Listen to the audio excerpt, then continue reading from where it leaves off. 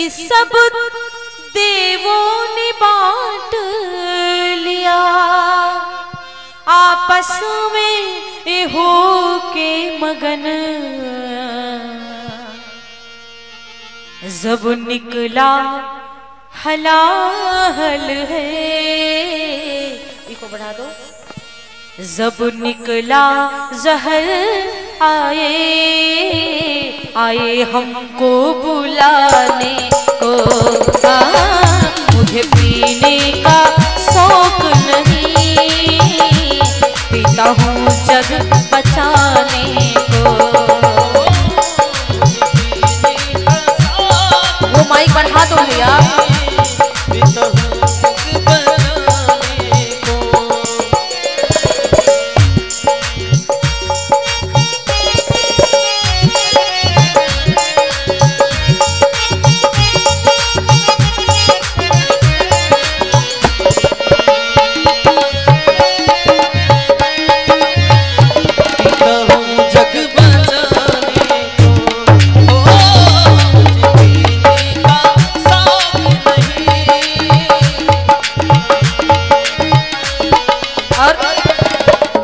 देवों में महादेव क्यों कहा जाता है?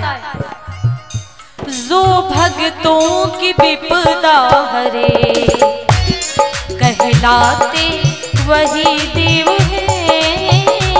हाँ,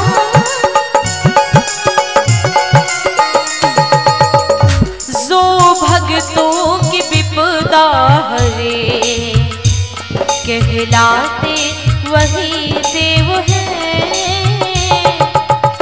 लेकिन जो देवों का कष्ट हरे, जो देवों का कष्ट हरे, कहलाते महादेव है।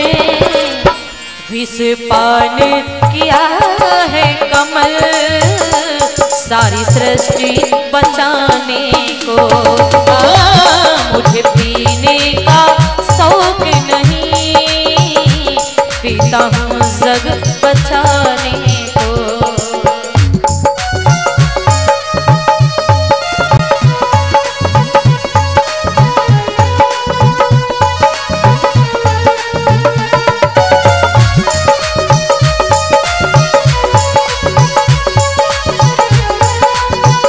माइक में मुंह लगा के बोलना पड़ रहा है, थोड़ा सा बढ़ाओ ना।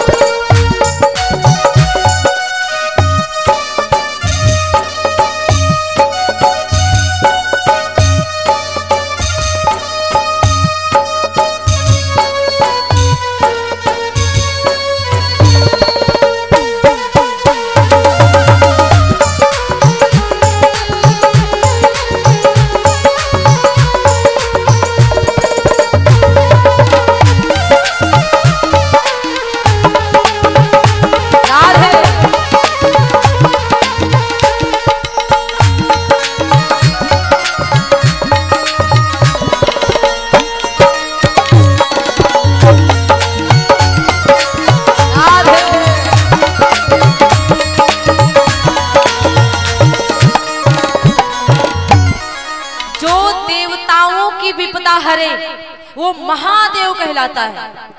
जब विष निकला, जब हलाहल निकला तो भोलेनाथ जी को बुलाने आए। अब भोलेनाथ जी ने विष का पान किया, कंठ में उतार लिए, इसलिए उनका नीलकंठ नाम पड़ा। अब देवों के महादेव सभा के बीच बैठे हुए हैं, ब्रह्मा जी बैठे हुए, विष्णु जी बैठे हुए, सारे देवता भोलेनाथ जी की प्रार्थना कर रहे हैं। सारे देवता भोलेनाथ जी की विनती कर रहे हैं, महादेव जी की प्रशंसा कर रहे हैं, उनके चरणों में आकर प्रार्थना कर रहे हैं। अब तब तक भोलेनाथ जी के ससुर जी आ गए दक्ष सभा के बीच। ब्रह्मा विष्णु महेश सबको लगा भाई, ब्रह्मा विष्णु सारे देवताओं को लगा महेश के ससुर जी आए, इसलिए इनके ससुर जी तो भाई सम्मान करना चाहिए। हमसे बड़ा कोई हमारे पास बैठा, यदि उसके पिता आ जाए, उसके दादा आ जाए, उसके माँ आ जाए, कोई आ जाए तो हम उसका सम्मान करेंगे, क्योंकि ये हमते बड़े और इनते भी बड़े, इसलिए सम्मान करना जायज है। पहली बात तो महादेव देवताओं से भी बड़े, उसके बाद उनके ससुर जी, इनकी पत्नी के पिता, सारे देवता खड़े हो गए महादेव के सम्मान में। भाई ससुर जी का सम्मान करते, लेकिन महादेव नहीं खड़े हुए। महादेव बैठे के बैठे रह गए। भाई जल्दबाजी में ससुर जी आ गए, सब खड़े हो गए फटाक से, और महादेव जी बैठे के बैठे रह गए, क्योंकि वो खुद वहां पे बड़े हैं। और यहाँ तक ससुर जी जरूर हैं, लेकिन ससुर जी को भी समझना चाहिए कि हमारे दामाद जी का बोलबाला चलता है। यदि हमारा दामाद नहीं भी खड़ा हो पाया तो कोई बात नहीं, उसका सम्मान है। समझ रहे ना? अब भाग्य वाले थे ये दक्ष जी की ससुर जी बन गए थे भोलेनाथ जी के, और तब इन ससुर जी को बड़ा घमंड आ गया, हम बड़े हैं, हमारा कोई सम्मान नहीं किया। अरे सब सम्मान किया, हमारा दामादवे नहीं सम्मान किया। यही तो घमंड खा जाता है इंसान को, सम्मान कोई हमारा नहीं कर रहा है। अरे नहीं कर रहा है, बात खत्म करो, उस जगह पे मत जाओ, उसे बात ही ना करो, सम्मान तुम्हारा हो नहीं लगेगा। भाई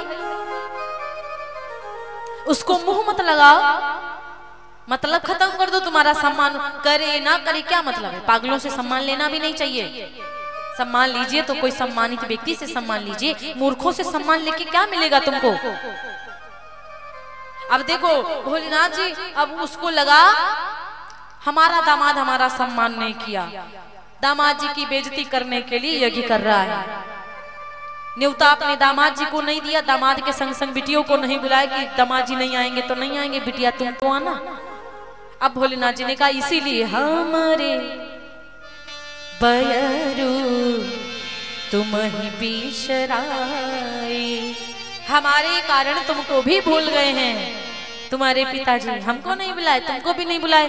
सती मैया कहती स्वामी जी आप तो जानते हो पिता के घर बिना बुलाए जाना चाहिए, माता के घर बिना बुलाए जाना चाहिए, गुरु भगवान के पास में बिना बुलाए जाना चाहिए, मित्र अगर आपसे गुस्सा हो गया, लड़ाई हो गई तो मित्र के पास भी बिना बुलाए जाना चाहिए।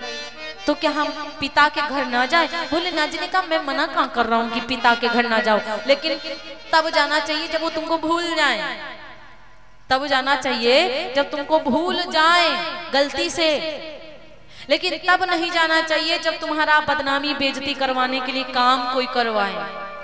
बिना बुलाए जाओगे बदनामी होगी कि जिस जगह पे अपना मान न हो उस